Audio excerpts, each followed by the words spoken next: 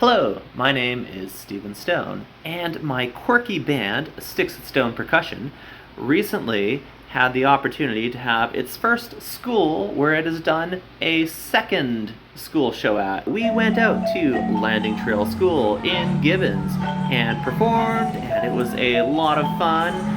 Thanks Tanya Forgo over there, the music teacher, who has set up an incredible program where there's a very high participation in the K-4 kids with choir. So it's cool to come into such a place with such amazing music participation.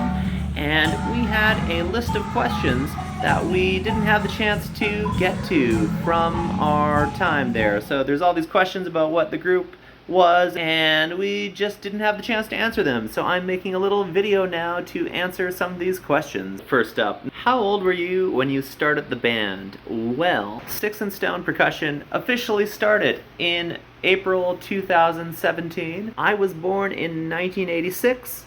If you do some math, that means I was 31 years old when I started this band. That might seem a little bit old to be starting something new like that, but you are never too old to start anything. The best time to start anything was always a long time ago, but the second best time to start anything is now. Question number 2. How long have you been playing the marimba? When I was in high school, I started with a little bit of xylophone, which is close, and I had some practice with that. I was able to borrow a xylophone from my high school band teacher, which was awesome, and then I was able to take some lessons with my drum teacher, percussion teacher, Jeff Whittle, who would teach at the Grand Prairie Regional College. That was cool, but I didn't really start playing an actual marimba until I went to the University of Alberta later, and I started studying music there. So I started in 2004.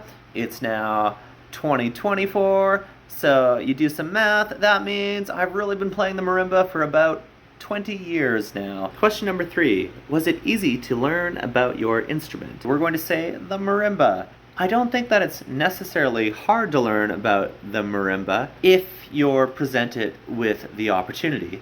However, I think people are much more likely to get the chance to learn guitar or piano or drums, which we also play, or to sing, or even to play the violin than they are to get the opportunity to play the marimba. In this part of the world, in Alberta, Canada, you're most likely only going to find the marimba in the back end of orchestras, or maybe some military bands, or at universities.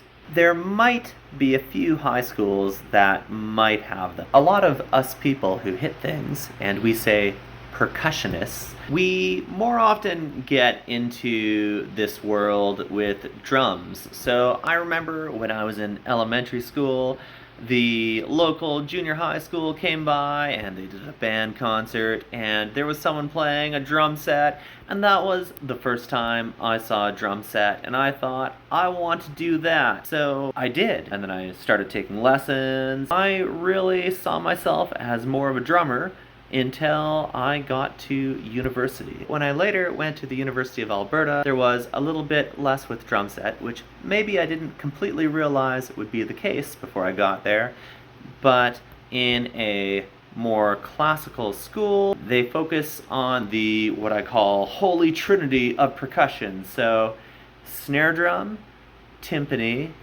and mallet percussion, which is anything piano shaped that you hit with mallets, so wrapped stick type things. Later I did go and do more school at Grant MacEwan University, which was a little more pop rock jazz focused, also a little bit more focused on drum set. In a lot of elementary schools though, you might start with some mallet percussion type things, these Orff instruments, these small xylophones, which are kind of kid versions of really the type of thing that we are playing with these adult professional instruments. Myself, I began to play drums at about 10 years old. In Grand Prairie, band programs would start for grade 5 kids, so I started playing then. In junior high, in grade 7 or 8, I started taking some drum lessons. I started doing a little bit of xylophone with high school band classes.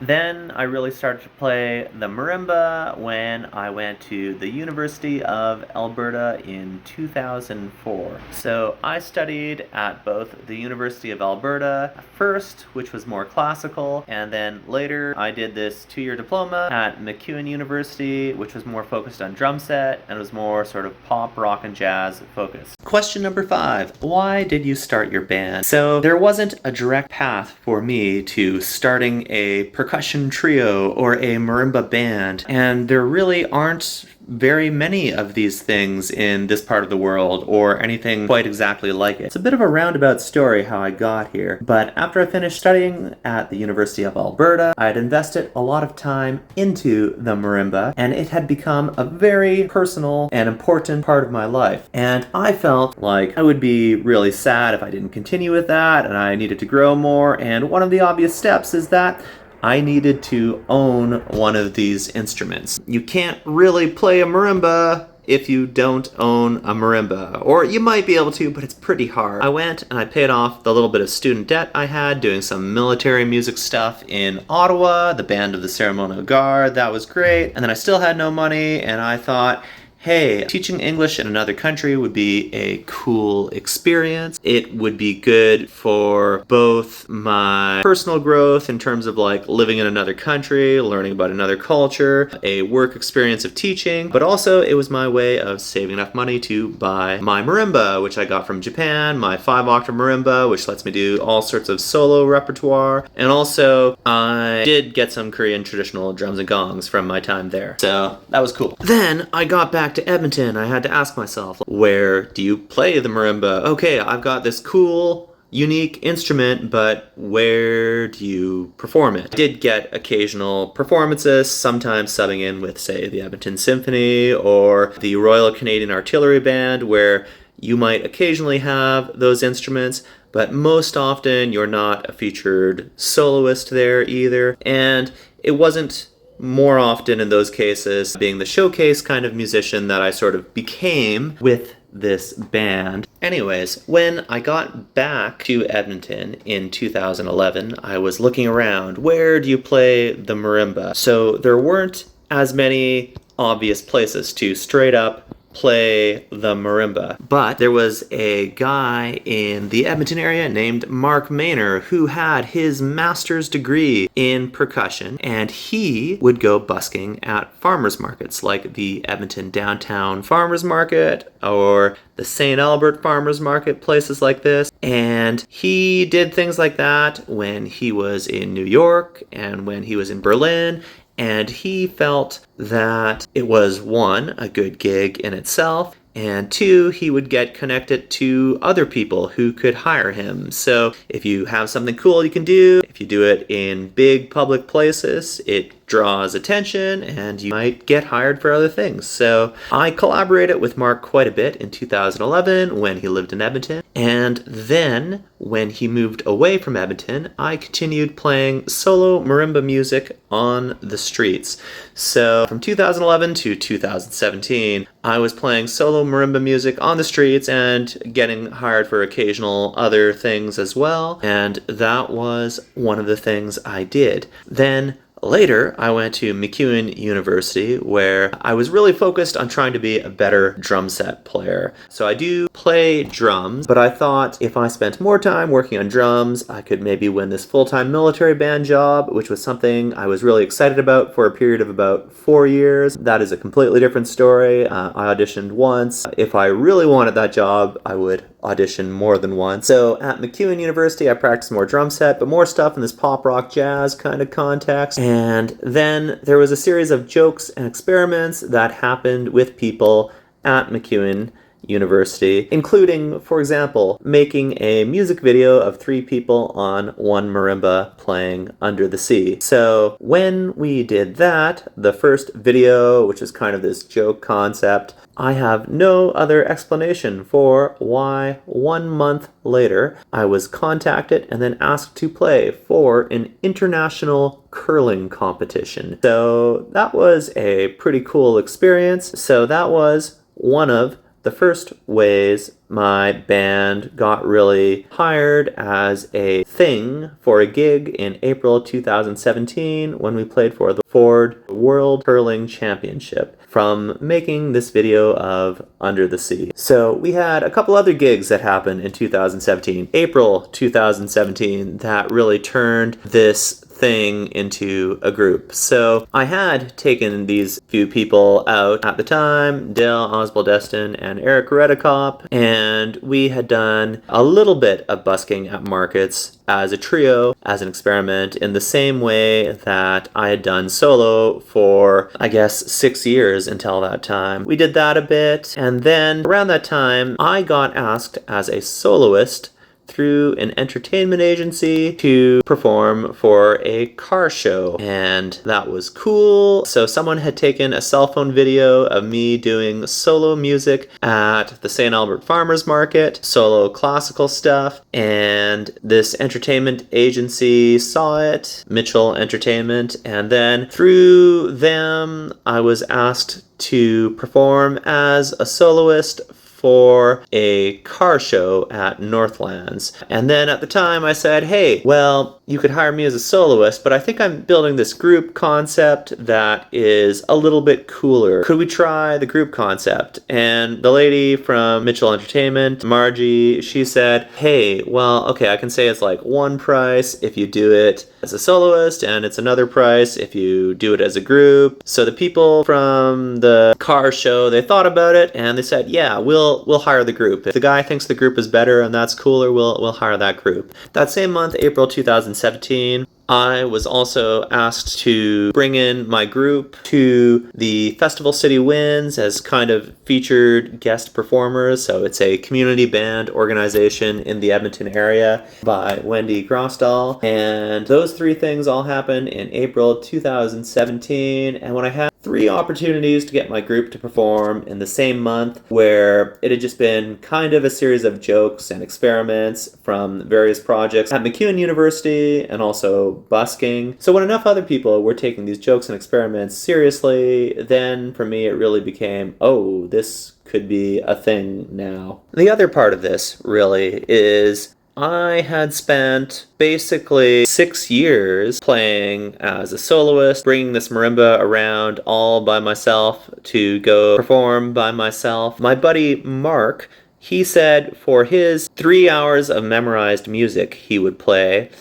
it would take him 8 hours of practice per week to keep that maintained. I ended up getting to a point of just having about 1 hour of memorized solo classical music. And when I thought about that more and more, I thought, I'm not sure if it's worth it for me to maintain that quantity of music memorized. So this group concept became a little bit easier for how we did music, and this changing of everything to being sheet music that we read with 1 or 2 pages and having a formula for that. But also, I just found it's a lot more fun to make music with other people. I like having a trio. I find 3 people is the minimum number of people where your interaction really feels like a party. So music being able to be a shared experience where we have this party and there's a cool interaction between each other, I just think it's a lot more fun than being a soloist doing everything by yourself. Now,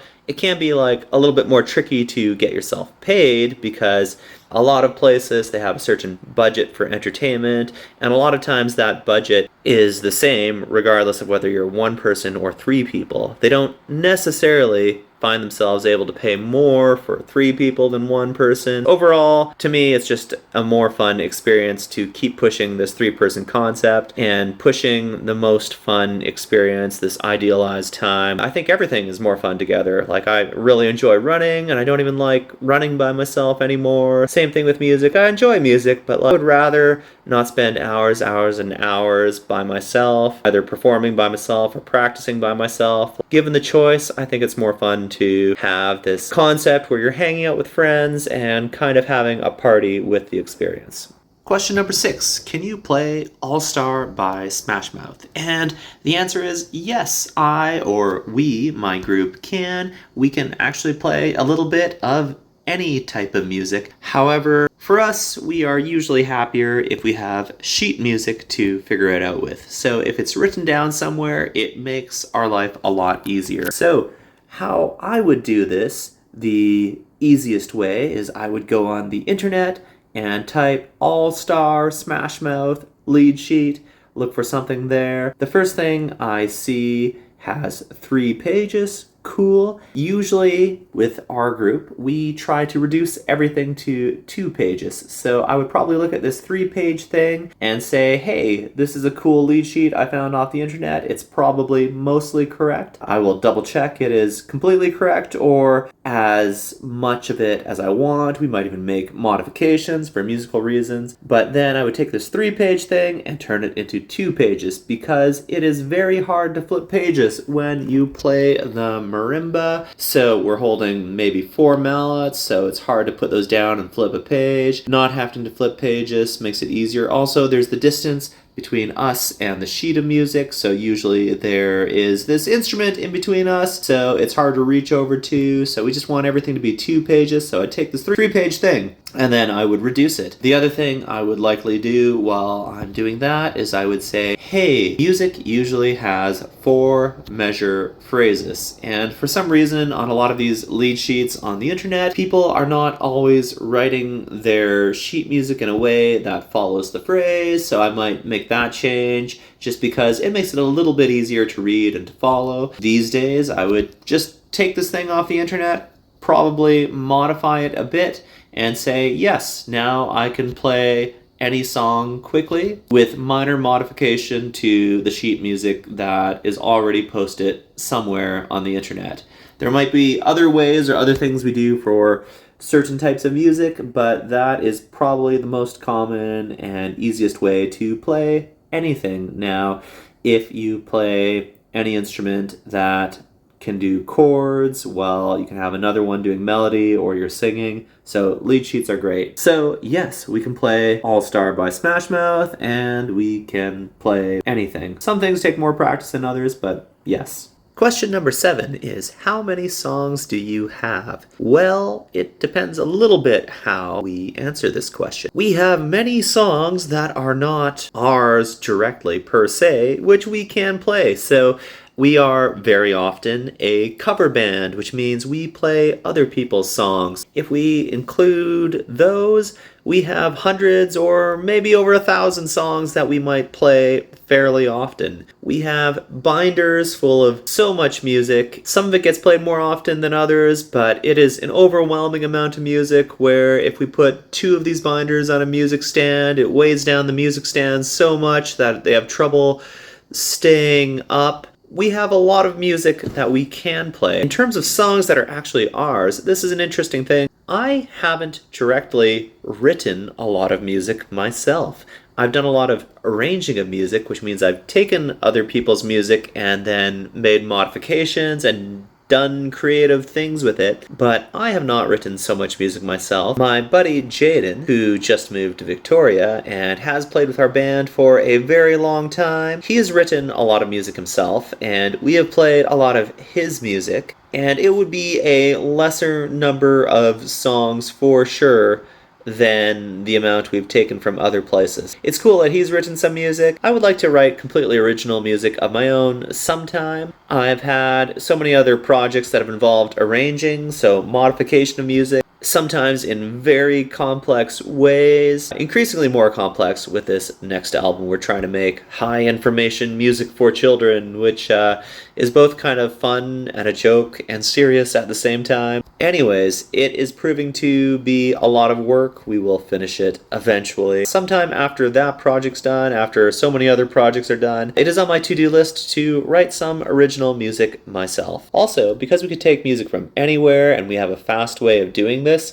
we could really play an unlimited amount of music. The limitations really are how much time it takes to adapt music, how much time it takes to learn music, which If it's easier, it doesn't always take very long. Sometimes we can sight read music. The other limitation for writing original music, there's a limitation on how much time and effort it takes to make original music or to make arrangements also that are more complex. Question number 8. What is the first song you wrote? Well, here's a funny thing, is that mostly I don't completely write my own music. Most of the things I've written have not been seen yet, if it was completely mine. However, going with some of the first pieces that have been impactful for us, I did make an arrangement of Under the Sea, which you can find on YouTube and other places, so that did help us get this curling gig with the Ford World Curling Championship. That and me having my own personal website at the time, so the band didn't have a website when that story happened. Another piece that was very impactful is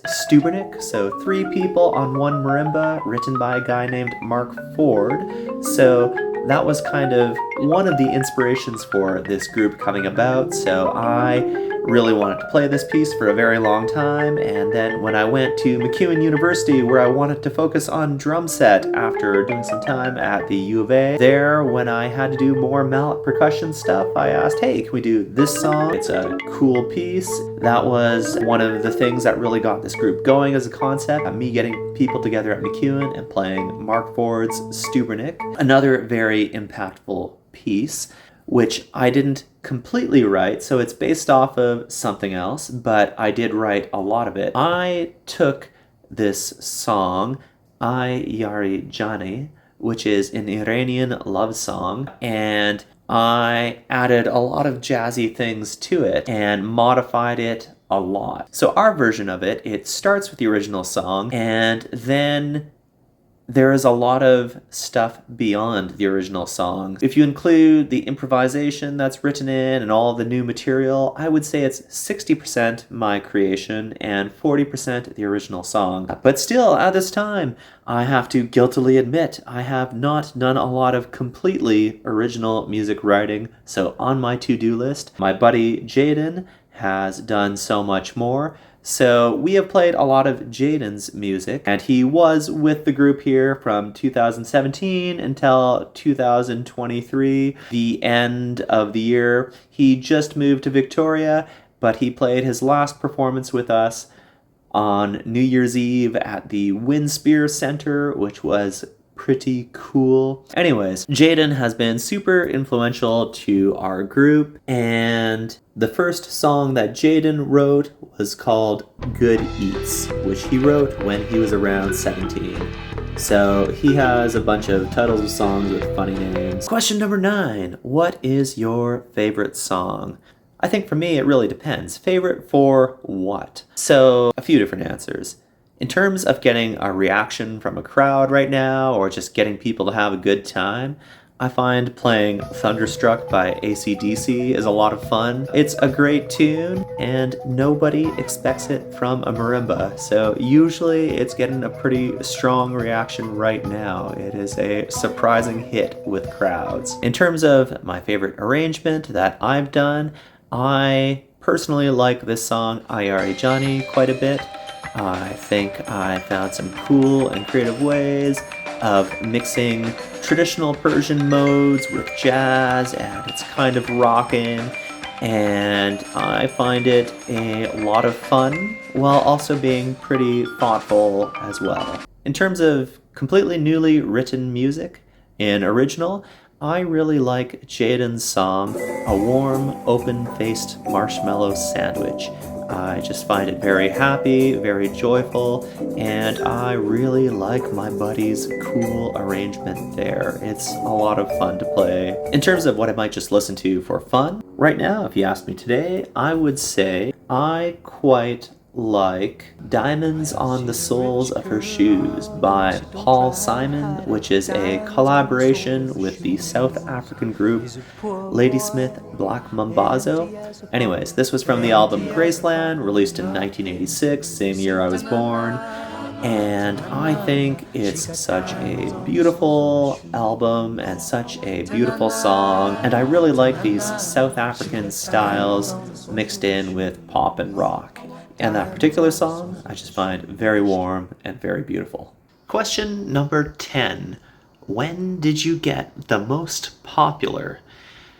I find this to be a funny question for a number of reasons, and I find it's very related to the question, are you popular? Or are you famous? And we will probably be more popular or more famous than we are right now if we continue to do the kinds of things that we are doing. This question is a little more complicated though, and also involves a bit of understanding of what popularity or fame is.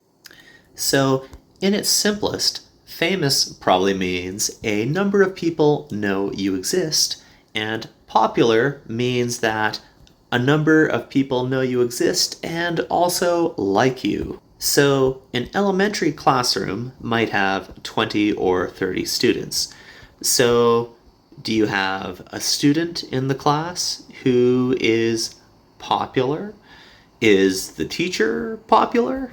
So at a school like this, at Landing Trail School, there are 375 students, and the music teacher sees all of them. So is your music teacher, is she popular? Is she famous? Is the principal or vice principal popular or famous within the school? And even if that music teacher or the principal or vice principal is that person more impactful to you in your class of 20 or 30 students than the homeroom teacher who sees those 20 or 30 students in your class for a longer, more regular period of time? So, aside from being a musician, I am actually also a substitute teacher. Let's say I can walk into 30 different schools as a substitute teacher and say replace an elementary music teacher. Let's say there's 500 kids at each of those schools. So 30 times 500, if I can interact with 15,000 people and have some small impact in their life. As a substitute teacher, am I famous? Am I popular? Now, also continuing with real life things, my band often goes and performs at the St. Albert Farmers Market. So this is the largest farmers market in Western Canada. So this year, my band is booked to play there 7 times. We're busking on the side of the street. Now, they have counted, and 20,000 people actually do show up to that market on any Saturday. So there are a lot of people walking through there, and maybe they don't see every part of the market, and really, a lot of the people there are on a quest to buy potatoes. They're not really there for music. Maybe they'll find us playing music, but they're not there strictly for music. However, if we do some math here, if we can have, theoretically, 20,000 people see us at this one place, and we show up there 7 times, that means theoretically, 140,000 people could see my group or know we exist from playing 7 times at this farmer's market on a Saturday. So, do we become famous from that if 140,000 people know we exist? Are we popular? Do people even like us? Well, some of those people really like us. So, if more people know you exist, if more people like you, are you more popular? Are you more famous?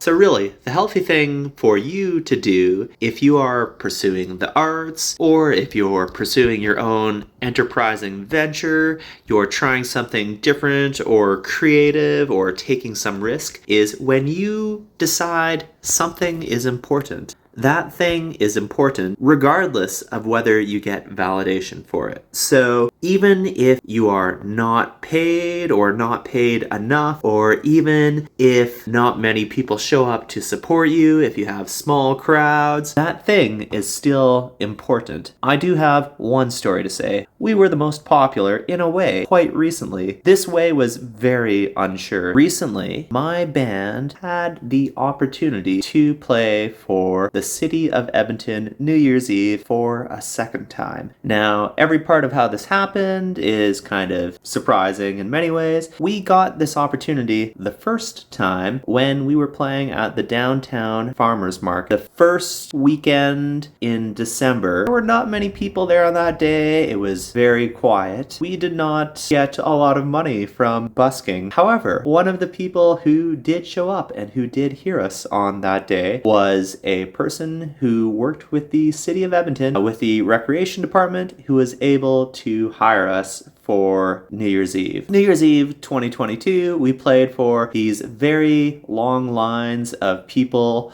going for hot chocolate in this cafe built into the City Hall of Edmonton, the Hallway Cafe. People coming in out of the cold from skating just to drink hot chocolate. So 2023, by following up with some emails, we were asked to play for this event again. There was a lot of back and forth, but there was some changes in the plan, and it turned out that the Winspear Center was going to be open on New Year's Eve. They wanted to have an excuse to have people come in, to welcome more people into the space that is the heart of classical music in Edmonton, and they feel like if more people are going into the Winspear Center, then more people become aware of it, they have a relation with the place, maybe they'll go listen to classical music later. So the City of Edmonton people had already hired us, and then the Winspear people, they looked at who had been hired from the City of Edmonton, and they said, oh, the marimba, we really associate that with classical music, we want that in our space. And really, we mostly did not play classical music in the Winspear lobby. Now, the Winspear Center had never been open to the public for New Year's Eve. So this was very new. So nobody knew how many people would show up. No one knew if people would come in out of the square, what flow of traffic would be like. And to be honest, I often have trouble bringing people out to events. I'm sometimes very good at getting people to come to events, but sometimes it's very difficult. There's these strange things where sometimes you can be playing for very, very large crowds, and sometimes it's really hard to get anybody to show up. And it's hard to tell your friends over and over again to go to every event you play for when you play for so many events. Anyways, on this day for New Year's Eve 2023 going to 2024, my parents thought they should show up just in case nobody would show up, because the Winspear's never been open before, no one knows what's going to happen. 3,800 people showed up to the Winspear lobby on New Year's Eve. It was a very surprising event. Sometimes the crowd of people, the circle around us was so tight that no one could get closer. I have played on the Winspear stage with the Edmonton Symphony Orchestra, so I know what it's like to be a classical musician there. In the Winspear lobby on that day, it didn't feel like that at all. It actually felt a lot more like being a performer at the Edmonton Fringe Festival, which we did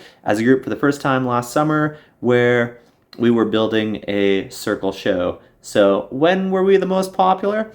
I guess on that night when 3,800 people decided to show up when we were the only thing happening in the Winspear lobby. 2023, 2024, New Year's Eve. And when will we be the most popular? If we keep doing the types of things we have been doing, we will become more and more popular. I find everything we joke about as a group does seem to happen eventually. It's hard to predict. You go through lots of highs and also lots of lows of, hey, this was an amazing gig, this was an amazing performance, and then also, when's the next performance, or do we have enough, or what do we have to do? And that's a part of that game. I would say when we play at the Fringe Festival again this summer, I understand what that is quite a bit more than I did last year. We had okay spots as we were developing a circle show last year, a kind of performance where you try and get this crowd of people, a full circle around you who don't want to do anything else and just watch you for 45 minutes because you are the most entertaining thing. That's the game.